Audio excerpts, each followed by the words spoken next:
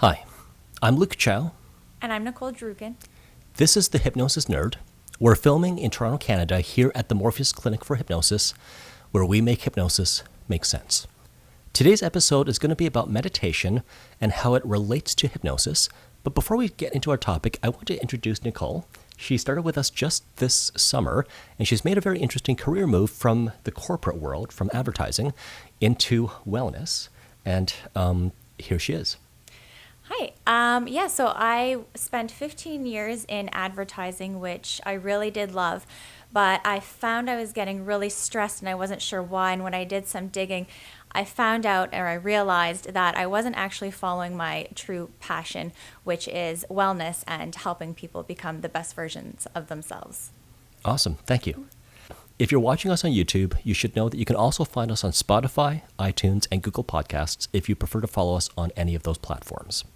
Now let's get into today's topic, which is hypnosis versus meditation. Luke, can you define hypnosis and meditation? Sure. So I'm much more of an expert on hypnosis than I am on meditation.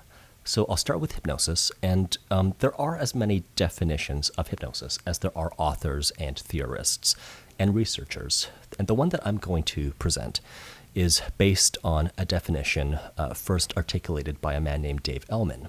And I'm going to modernize the language a little bit in saying that hypnosis is first the client suspending their sense of disbelief, suspending their analysis, suspending their usual critical thinking, and also is the client wholeheartedly accepting the hypnotist's verbal suggestions.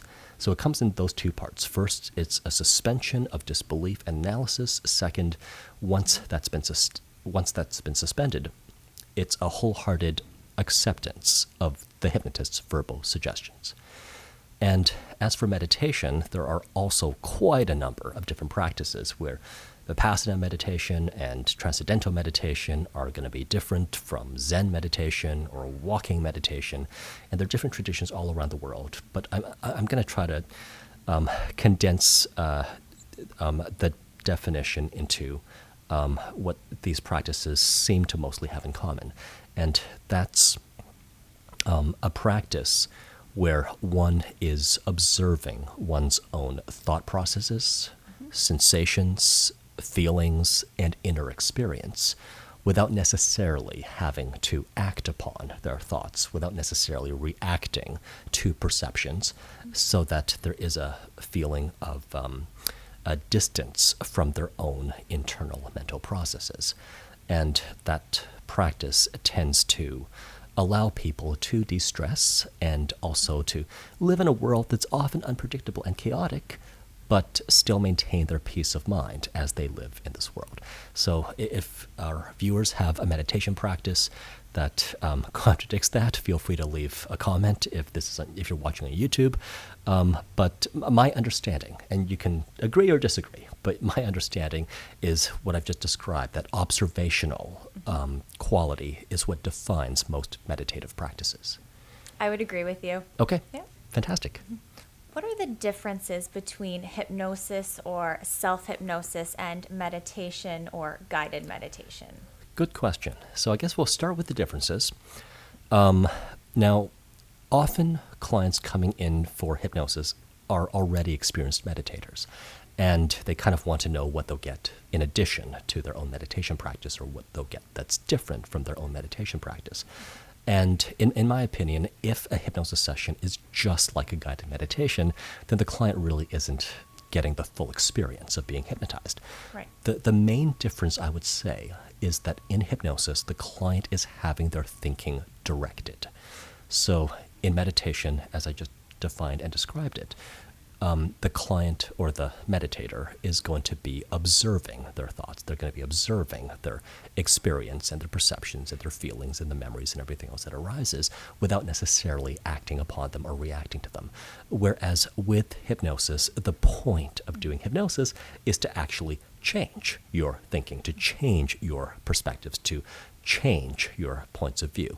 And to create that change, the outside influence, the hypnotist, will be very directive in their language. So usually hypnosis is done in the context of a hypnosis session that the client has not only consented to, but is paying for. And that's kind of what earns the hypnotist the right to just straight up be telling the client what to be thinking. So that dynamic between the hypnotist and the client is also characteristic of hypnosis, and you don't see that so much in meditation, which usually, more times than not, is a solitary activity. Right. What do hypnosis or self-hypnosis or meditation and guided meditation have in common? Well, if you ask me, all of these practices involve a inward focus. Yep. So typically people are hypnotized with their eyes closed. Typically people who are meditating also have their eyes closed. And that allows people to tune out the outside world with all its sights and sounds and distractions. At the same time, they tune into their inner world and the world of their feelings and their thoughts and their imagination. And just as I described earlier, when people tune into their inner world through hypnosis, the intent is to change their inner perceptions, to change their beliefs, to change their thinking, as opposed to meditation, where the point of it usually is to observe their thoughts and their reactions or their sensations and feelings from more of a distance. And because you use the terms self-hypnosis and guided meditation, I just kind of want to address that fairly briefly, in that, in my opinion, and I might be oversimplifying, I'm definitely not an expert in meditation, but in my opinion, from what I've seen of meditation, meditation usually, again, is a solitary activity, and hypnosis does have that dynamic between the hypnotist and the client. So in my opinion, once you add guidance to meditation, once you add the third party or the outside person influencing the meditator's thoughts, it becomes hypnosis.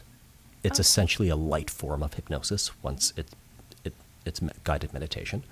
And at the same time, if you have hypnosis, but without the outside influence, then it is essentially a form of meditation.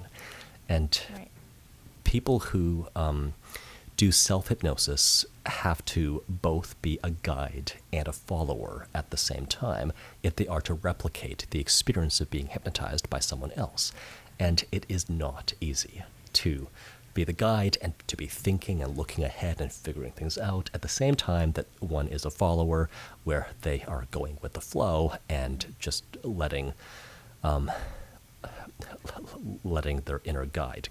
It's very hard to be the guide and the follower at the same time. Right, yeah. So a lot of self-hypnosis practice essentially is more like meditation. So in my opinion, those are the biggest differences and similarities.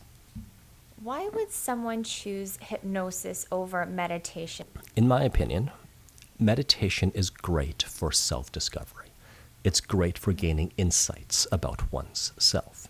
It's great for figuring out, for example, what you want to do with your life. It's great for figuring out how you want to make major life decisions. It's great for figuring yourself out, essentially, because of the observational aspect. On the other hand, hypnosis is not as observational. Hypnosis is much more directive. So hypnosis, in my opinion, is better for actually changing your thoughts. It's better for taking on new perspectives. It's better for shifting your attitude toward something or towards some change that you want to make. So I would say that hypnosis is better for change work, especially for relatively rapid change work, whereas meditation is better for self-understanding and not necessarily to change oneself. And interestingly enough, both practices, hypnosis and meditation, are often associated with relaxation, right? Right. But I'm not really talking about either practice just for the relaxation. People relax very well taking a hot bath. People relax very well taking a nap with their cat or their dog. And there are many, many ways to relax. So for me, the relaxation that people experience during hypnosis or meditation is more a side effect of the main point. And the main point is something other than relaxation. It's for self-understanding or self-change. But relaxation does end up being something in common between both practices. Luke, I read in your book, The Skeptic's Guide to Hypnosis, that the practice started after 10 days of meditating. Can you tell us the story about that? Sure, I'd be glad to. So I don't know whether I'm going to be mangling or overly anglicizing this word, but there is a practice called Vipassana meditation. It's said to be the same type of meditation used by Buddha when he was enlightened, and it's a term that means insight meditation. There was, I think, a Burmese industrialist from the last century who made like billions of dollars and decided that his way to give back to the world would be to start meditation retreats around the world, teaching Vipassana meditation.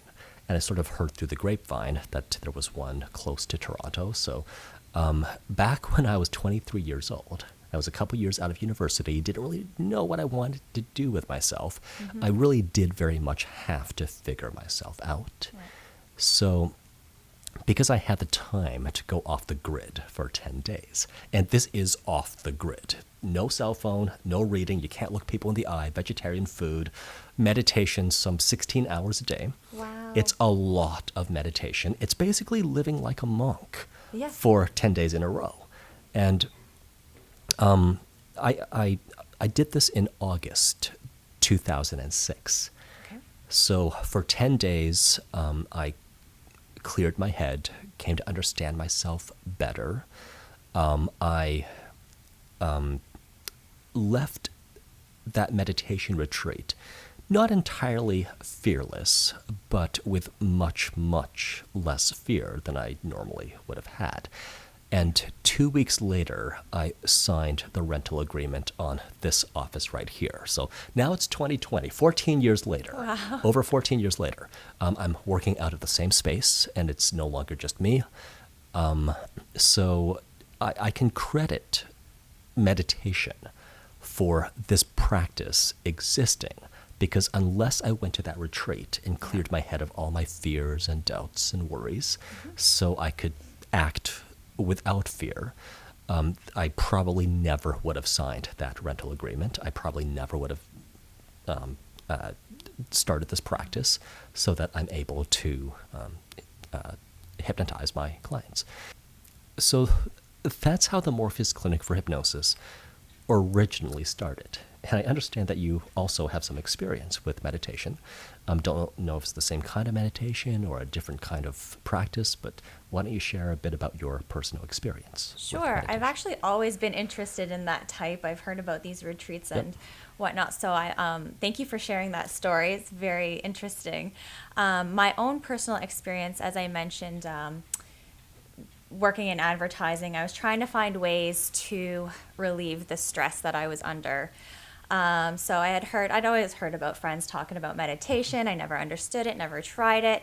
And then somebody had brought a guided meditation up to me because they said that might be the best place to start, since it's a little tricky to get into. You know, you got to get the hang of it. And I was just struggling. So they suggested the Oprah Winfrey and Deepak Chopra.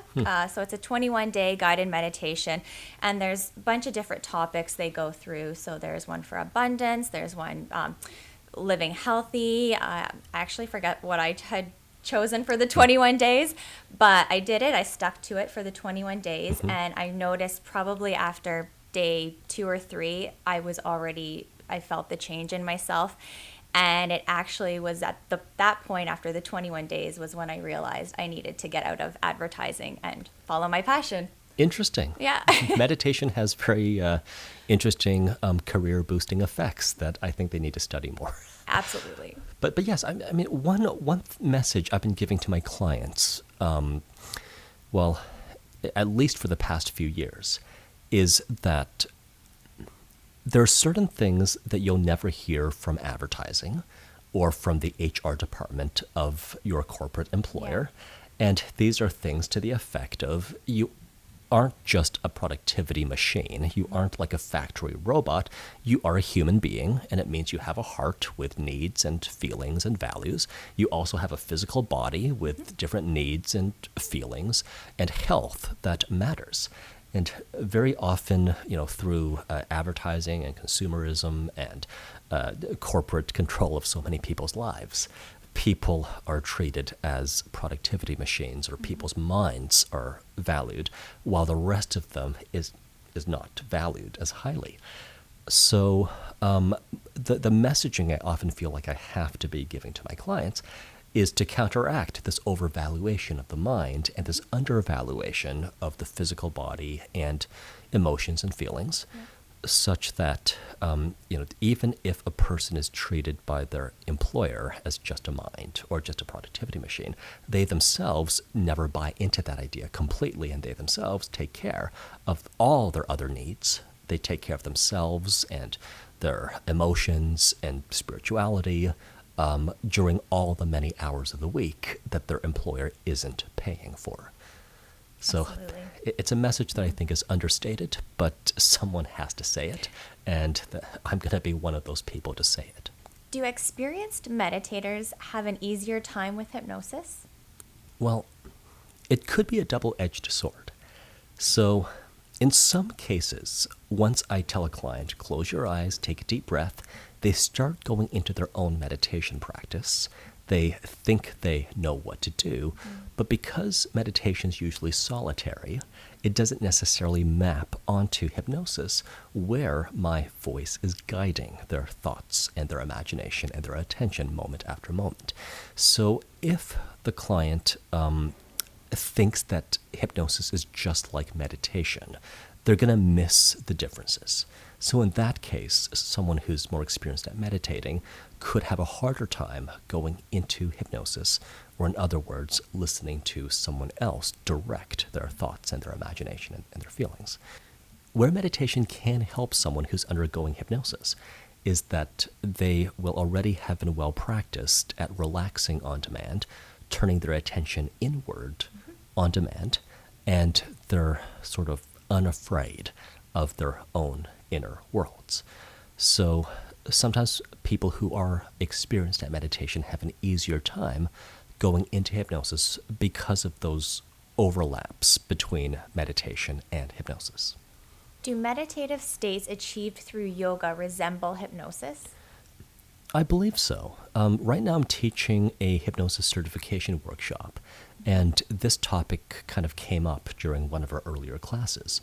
And in the class are a couple of people who do yoga, and one of them is actually a yoga instructor. Oh. And what she said was that during the final resting pose, the corpse pose, my favorite, by the way, it's so easy to do. Usually people go into a very meditative state that is pretty much the same as meditation done sitting, in terms of the mental state, and also, therefore, similar to the state of mind someone is in during hypnosis. What can a hypnotist teach a meditator? Good question. So we talked about how meditation can benefit someone going into hypnosis. So how does the practice of hypnosis benefit someone who wants to expand or improve their practice of meditation? And at this point, I'll sort of refer back to some of the earlier things I said about self-hypnosis being essentially like meditation.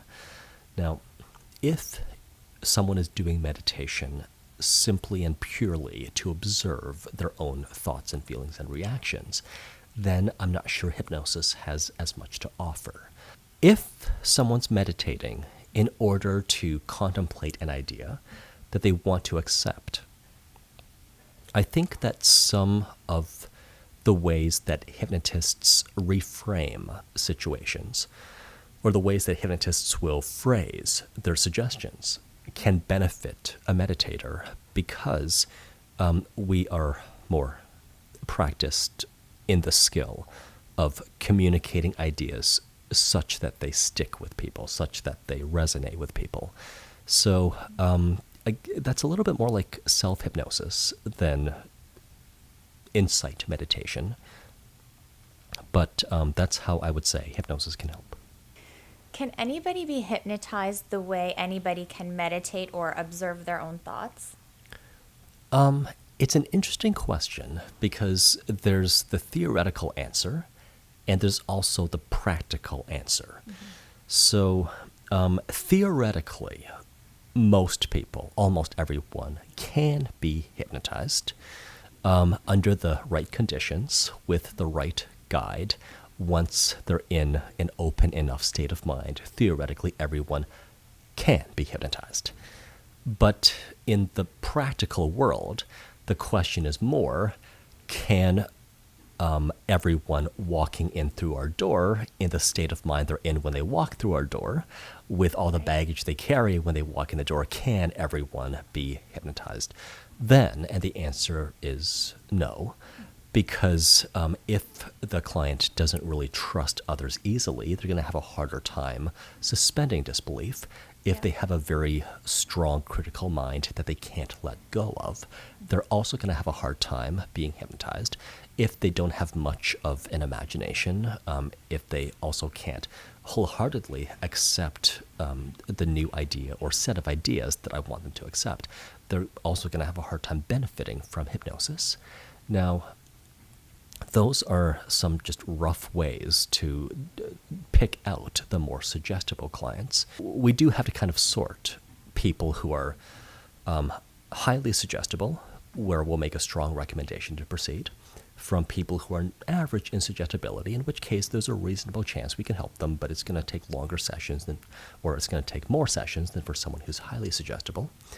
And we also have to pick out the small percentage of people who are not suggestible enough that they can expect change within a small number of sessions. Now, if we could have an infinite number of sessions, then hypothetically, yes, almost everyone can be hypnotized.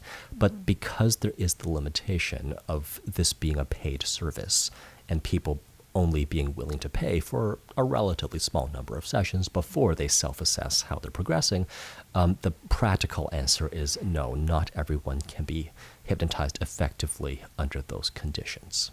I'll contrast this against meditation, which is something people can do on their own, in their own homes, without having to schedule an appointment, without having to take time off work, without having to pay money, without having to travel to a different location. Because meditation is much more accessible for those reasons, and it means that people can take their time developing their meditation skills and developing their own practice of meditation. So for that reason, just for the practical reasons, I believe that meditation is suitable for more people than hypnosis, even if we find that hypnosis is suitable for 4 out of 5 or 3 out of 4 people who walk in through our doors. Typically, meditation has a more spiritual component, whereas hypnosis has a more commercial component. What are your thoughts on that, and can you elaborate more? So many meditative practices go back to spiritual practices like Buddhism, and even some Western religions have meditative practices as well. Mm-hmm. So meditation has been seen as a way to get closer to God or to develop one's own personal spirituality. And that association is more historical. Meditation, however, can be done in a very secular way. Just like yoga these days is not a spiritual practice. These days, yoga, for most Westerners, is a secular practice. Meditation is also a secular practice. And hypnosis is sometimes, I'm going to use a word because of my personal opinions, tainted with spiritual practices. To me, anything that is done in a professional office should not have something as personal as spirituality mixed in. Because if I am working with a professional, it doesn't matter to me what their religion is. It doesn't matter what their personal spiritual beliefs are. I want to know that they're capable of doing the job. Mm-hmm. But often hypnotists kind of bring in personal spirituality when it comes to things like reincarnation, when it comes to things like life after death. So hypnosis sometimes does have that spiritual component, which I very much disagree with. But one thing hypnosis has that meditation usually doesn't have, but that yoga actually does have, is the commercial aspect. So usually when someone's doing yoga, they're paying for lessons, or they're paying for the yoga mat and the videos, and they're paying for the space to do it in. So yoga has that commercial aspect, the way that hypnosis also has the commercial aspect, and that meditation, because it's often a solitary activity, doesn't. Because hypnosis is a practice that can be studied and that can be developed, because there are many skills involved, it does support the profession of hypnotism in a way that meditation does not, being a very personal and often solitary activity. So here, for example, we have a physical office that is quite private. It is set up so that the client has a very comfortable seat to sit in. It's set up so that there's soundproofing around the windows and the doors so that it's a quiet space as well.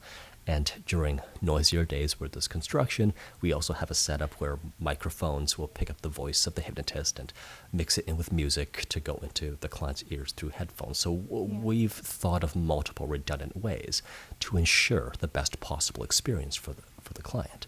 So all of this costs money. And the hypnotist dedicating their career to being the best that they can be will also cost money, and it also costs time. So when it comes to finding a very capable hypnotist, usually there is money being transacted. Unlike with meditation, where because it is often a more spiritual practice, you can sometimes find a teacher to teach you meditation. I mentioned the Vipassana retreats that were set up by Goenka, so they had a lot of funding from the start. But at least when I took the meditation retreat, it was pay what you can. So, you are not obligated to pay like $5,000 to attend this meditation retreat. If you wanted to pay $5,000, you could donate $5,000. If you could only pay $100, then you would donate $100. And there is sort of that tradition in meditation, unlike hypnosis, where it is more clearly a professional service rather than a more spiritual service. How long does it take meditation to change the brain versus hypnosis? I actually don't know. So on either side, I don't know, mainly because I don't have any kind of brain imaging hardware here, and my field is not really neuroscience. It's more in the realm of subjective experience rather than observing objective phenomena like brainwaves and so on, which is more a different field. But meditation doesn't necessarily have as a goal to change anything. It is more about self-awareness. So it's more about observing oneself and one's thoughts, whereas hypnosis is much more a practice intended to cause change. And with hypnosis, I see it as like an educational process. It's much more suitable, I think, to see it as an educational process than to see it as a kind of like a medical procedure. Because of the interaction between the hypnotist and the client, because the hypnotist is in a way teaching the client new attitudes after the client has entered a state more conducive to learning, people can change even after the first session. In fact, I have it as an objective for the client themselves to notice a significant change after the first session. Usually with meditation, even if someone's doing meditation for the first time, they will feel at least a little bit more relaxed afterward. Meditation, I think, is a practice that has to be an ongoing practice. Yeah. It's not something that can be done a few times and then you're good for life. Whereas with hypnosis, because the goal is to change the client's thinking or to teach them better ways of thinking for them to adopt for life, it is something where they can do a few sessions and then expect that after they've learned the new attitudes, that they'll keep those attitudes for the rest of their life. For many issues, it's more normal than not, more expected than not, to be adopting attitudes for life rather than just temporarily. Thank you for joining us again for this episode of the Hypnosis Nerd podcast. If you enjoyed this content, please subscribe on the platform that you're listening on. And you can also go to our YouTube channel, Morpheus Hypnosis, for similar videos. If you are watching on YouTube, please click like below, subscribe for more content, and leave a comment if you have any questions, if you have any comments, if you agree or disagree. Again, it's Luke Chow And Nicole Druken. at the Morpheus Clinic for Hypnosis, where we make hypnosis make sense.